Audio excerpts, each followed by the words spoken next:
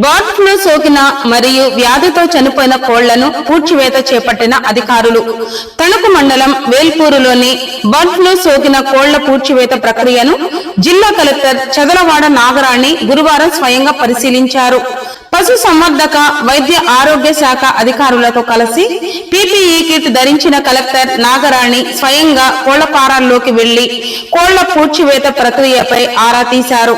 శాస్త్రీయ పద్ధతిలో అత్యంత జాగ్రత్తగా పూడ్చివేత చేపట్టాలని కోరారు. ప్రజలు ఆందోళనకు గురి కావలసిన అవసరం లేదన్నారు.